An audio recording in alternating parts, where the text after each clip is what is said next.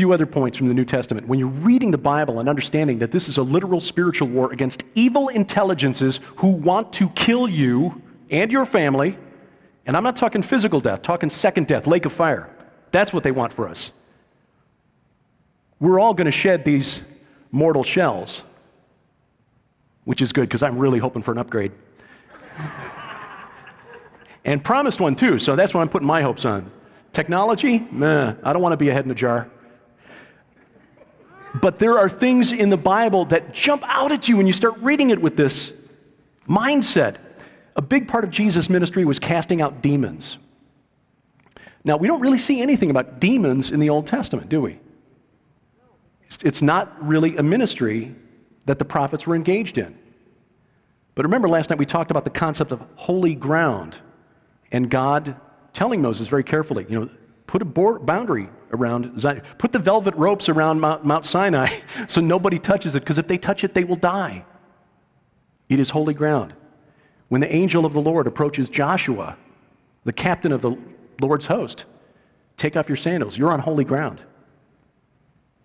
You remember in the Old Testament where the leader of the Syrian army, Naaman, gets sick with, leprosy? And he's healed by Elisha, the prophet. What did he do when he went back to Syria? He took 2 donkey loads of dirt with him. Why?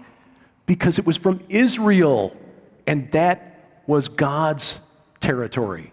That was holy to Yahweh, and this guy was going to worship Yahweh, so he wanted to take that land back with him, that holy land. This was a thing in the Old Testament. Moab belonged to Chemosh. Ammon belonged to Molech. And as I suggested last night, it seems America is today as well, but that's another story. But Israel belonged to Yahweh. And when Jesus went around casting out demons, he wasn't just casting them out of the victims of this spiritual slavery.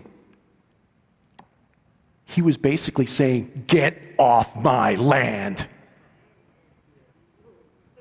I mean, as cool as it was at the end of Air Force One when Harrison Ford says, get off my plane, imagine that, Jesus telling these demons, get off my land. Wow. You remember the Transfiguration? You've read about that. Jesus goes up a mountain, he goes up a high mountain, he goes up a mountain at Caesarea Philippi. Caesarea Philippi is where?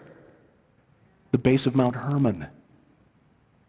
The transformation took place on Mount Hermon, the holy mountain of El, the mountain where the Watchers came down and rebelled against God to corrupt humanity.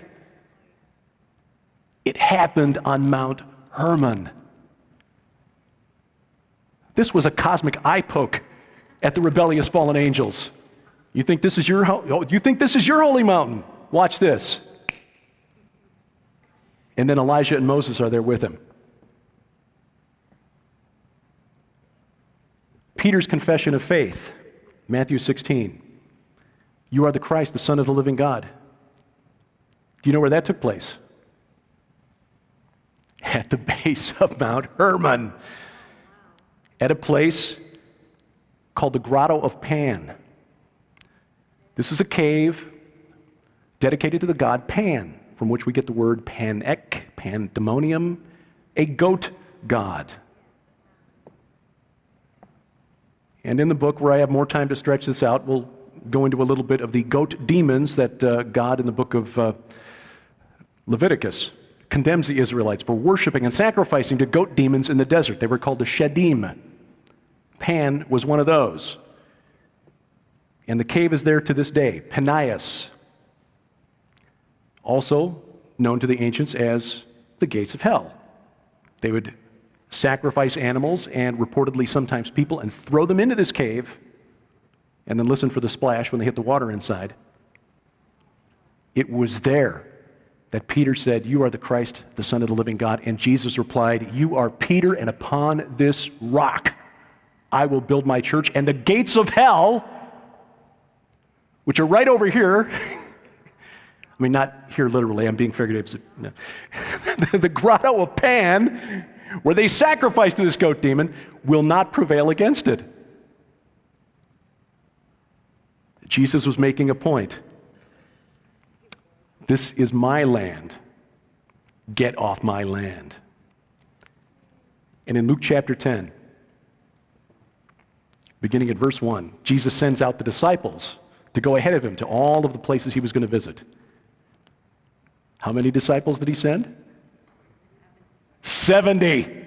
Coincidence? No! This was another message to the fallen. You 70. Just reminding you. You remember Sinai? Watch this. The 70 disciples go out, they come back. We cast out the demons in your name. Praise God. And Jesus said, I saw Satan fall from heaven like lightning. But the 70, and sometimes in some translations it's 72. And we could go into a discussion of why 70 and 72 symbolically in the ancient world were the same number, but if you add Moses and Aaron and add Baal and El to the 70 on their mountain, it's the same number, means the same thing. It's not a coincidence. It was a very clear message. And Jesus again telling the fallen, your days are numbered. The message to the old gods, get off my land.